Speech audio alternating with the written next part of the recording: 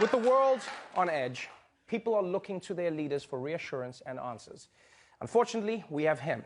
So last night, the president held an emergency live address from the Oval Office to calm the nation down and to find someone else to blame. Breaking news, tipping point. President Trump addresses the nation on the coronavirus pandemic, using just his second Oval Office speech to announce the U.S. will suspend most travel from Europe. The European Union failed to take the same precautions and restrict travel from China and other hotspots.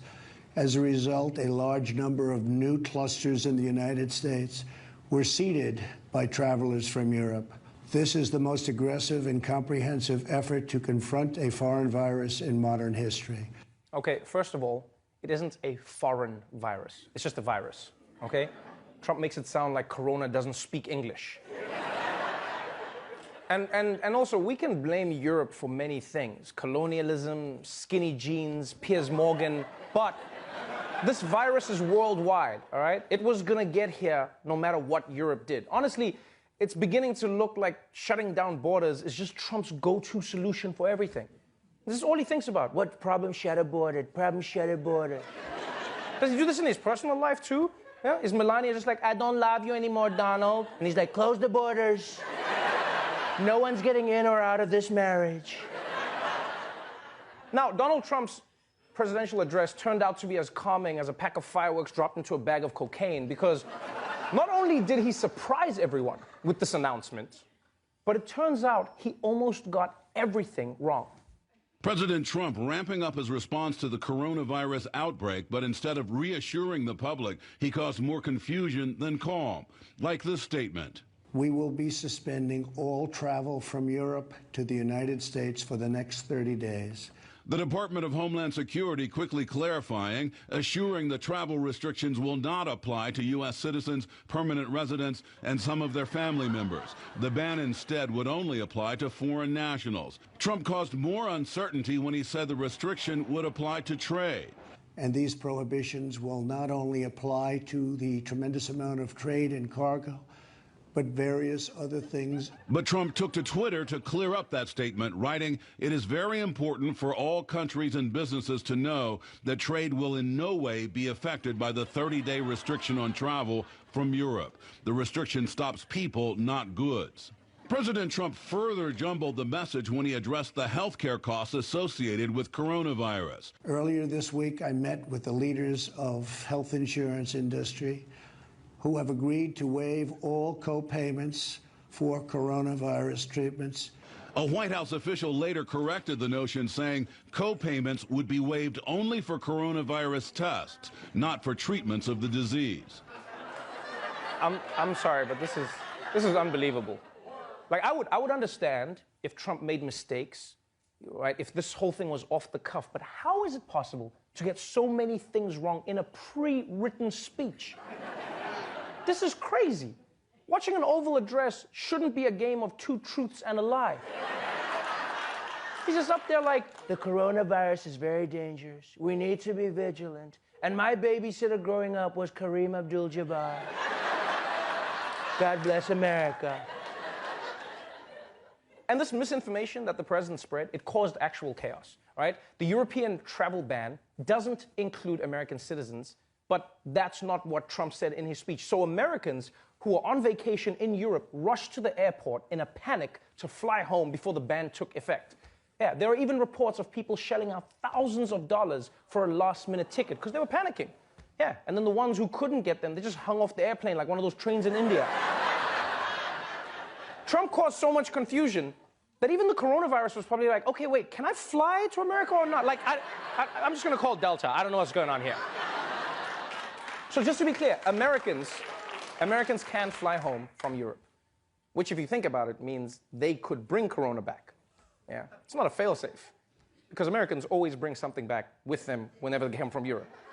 Yeah, it's a thing they do, whether it's a disease or a dumb new way to say croissant. Yeah, it's a croissant, okay? You're from Philly, calm down. And another thing that doesn't make sense is that although Trump banned travel from Europe, he didn't ban flights from Ireland and the UK. And when Trump was asked about that today, he gave one of the strangest explanations of all time. And one of the reasons UK basically has been, it's got the border, it's got very strong borders, and they're doing a very good job. They don't have very much infection at this point, and hopefully they'll keep it that way. Sorry, what? The UK is fine because it's got the border. Other countries in Europe also have the border. Unless maybe does he mean the water? Is that it? What, does Trump think the coronavirus doesn't know how to swim? Because that's racist. And also, I don't even, I can't believe I'm saying, it's not true. The UK and Ireland have more corona cases than many of the countries on that list that is banned. So, let's just be real. The reason the UK and Ireland are exempt is probably because Trump owns golf courses there. Yeah. No, that's what I think. You know, if Iran thought about it, they would just put a Trump golf course in Tehran. Yeah, they'd have a nuclear deal tomorrow. Trump would just be like, now you're enriching me and uranium. It's a win-win. Win-win. So look, I'm not going to sugarcoat it. President Trump's Oval Office address last night, it was an absolute disaster. All right? But there was a silver lining. Because you see, for some strange reason, the cameras were recording Trump before he gave his address. All right? But he didn't realize it was rolling. And so today, we got to see the real Trump when he's not acting presidential. And honestly, this was pure comedy gold. You want to do this for me, Alex, please?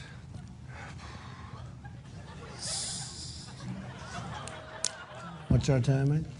Yeah, 2 minutes and 20 seconds. Do you like the book being on the desk or not? Or would you rather have it not be?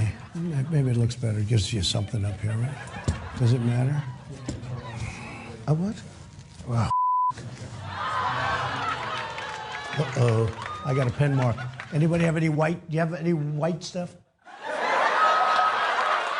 Oh, does anyone have any white stuff? First of all, his name is Mike Pence, okay, Mr. President? But can I just say,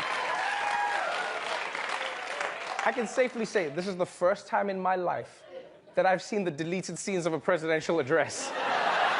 Like, America's downfall might be scary, but you gotta admit, the bloopers are hilarious, you know? And it was really weird hearing a president in the Oval Office say, oh, although I guess now we know what it sounds like whenever he gets a call from Eric. Ah.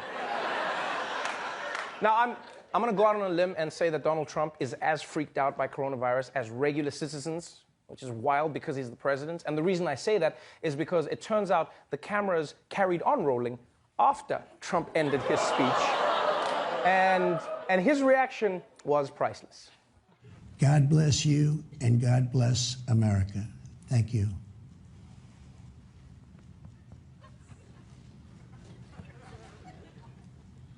We're clear. Okay. Okay. Yeah.